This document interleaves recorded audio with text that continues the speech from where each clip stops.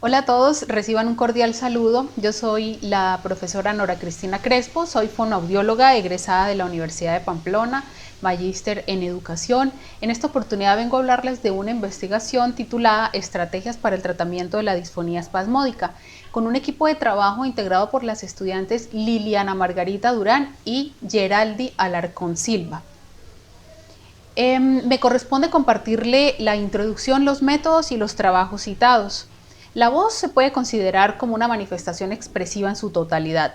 Cada individuo a través de ella logra expresar y comunicar todos los mensajes de una manera singular y única. La voz es también un indicador que traduce nuestros estados de ánimo, nuestras emociones, el instrumento de los cantantes y la carta de presentación de quienes la utilizan de una manera profesional.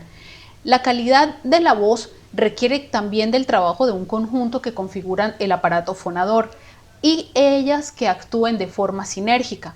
Para esto se precisa de ciertas condiciones anatómicas, fisiológicas, así también como de un equilibrio psíquico, emocional, neurovegetativo, hormonal, nervioso.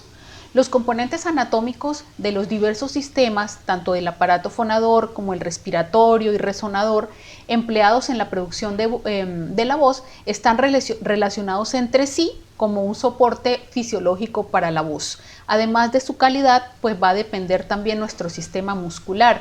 Responde también al conjunto de estímulos que provienen en un entorno y a las tensiones relacionadas con la vida psíquica de la persona.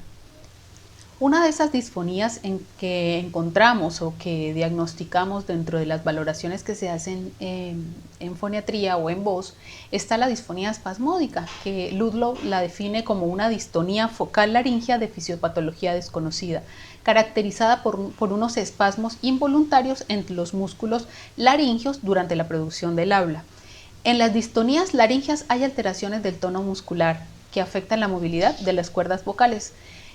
También se refiere que la disfonía espasmódica es una de las alteraciones más complicadas de tratar, a pesar de que se han hecho variados intentos para mejorar los síntomas de la enfermedad. El motivo de esta dificultad terapéutica es que la causa está aún determinada, por lo que el tratamiento de este desorden continúa dirigido a aliviar los espasmos sintomáticos vocales, más que a curarlo en totalidad. Los investigadores han estudiado los signos y síntomas y han elaborado diversas clasificaciones de esta patología. Micheli, por ejemplo, en 2002 distingue dos tipos de disfonía espasmódica, la que se presenta en aducción y en abducción. En aducción, las características de la voz es tensa, estrangulada, con interrupciones arrítmicas, con cortes asociados a la hiperaducción de las cuerdas vocales. Dichas interrupciones no aparecen o reducen su severidad durante las actividades como la risa, aclarar la garganta, toser, murmurar o sonidos fuertes o actividades donde involucren un esfuerzo vocal. Entonces en estos aspectos los síntomas tienden a desaparecer. La disfonía espasmódica es una distonía laringea focal, el resultado de un trastorno neurológico del procesamiento motor central, que induce espasmos en las cuerdas vocales y genera la actividad anormal sostenida. Es uno de los trastornos más devastadores de la comunicación oral, pues reduce en diversos grados la inteligibilidad y afecta considerablemente la calidad de la vida de las personas, ya que imposibilita al individuo el uso social de su voz.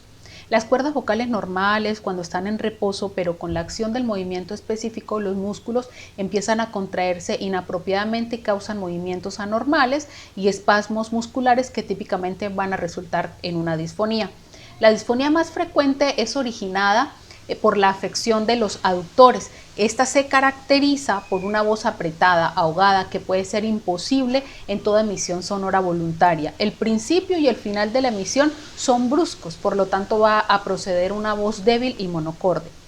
La disfonía espasmódica es una alteración que involucra la parte muscular fonatoria y parte del cierre de las cuerdas vocales. Además, diversas teorías muestran que tiene una etiología psicológica. y una etiología orgánica por lesiones de los nervios. Entonces, por lo tanto, en algunos autores intentan clasificarla o intentan incluirla dentro de la clasificación de disfonías funcionales, mientras otros de disfonías neurogénicas. Por esta razón es indispensable para el profesional de fonoaudiología y los estudiantes en esta área poder establecer cuáles son los parámetros más empleados y establecer cuáles son esas estrategias más utilizadas para poder intervenir en este proceso o en esta disfonía espasmódica, teniendo en cuenta que el resultado sea óptimo para poder tener un proceso pues favorable.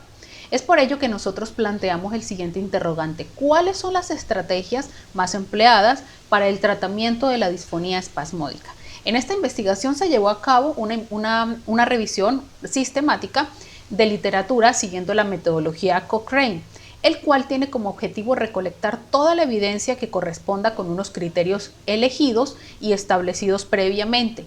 Esta investigación es un trabajo dirigido a los estudiantes y profesionales en fonoaudiología con el fin de establecer cuáles son los métodos que se utiliza para poder intervenir y poder tratar y poder rehabilitar la disfonía espasmódica.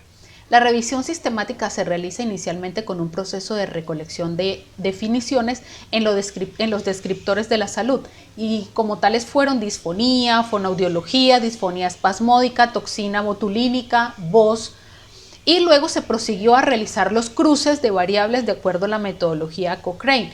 Por ejemplo, disfonía más fonoaudiología, pliegues vocales más toxina botulínica, calidad de la voz más disfonía espasmódica, fonoaudiología más intervención, voz más intervención y fonación más voz.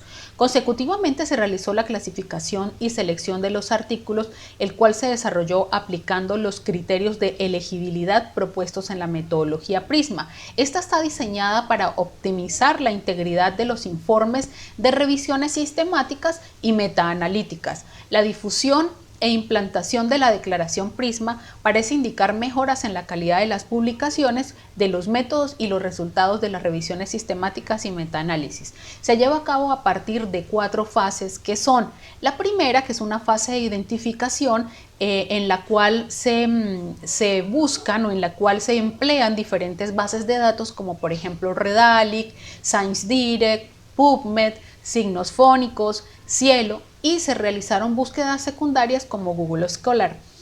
En segundo lugar, o el segundo paso, está la fase de inclusión, que se procedió con la lectura de textos complementarios para finalizar así los artículos y realizar el proceso de selección. Se incluyeron artículos tales con una ventana de 5 años, artículos que guarden relación con el tema de la investigación, estudios de caso, revisiones sistemáticas, abordajes fonoaudiológicos en voz en pacientes con disfonía espasmódica.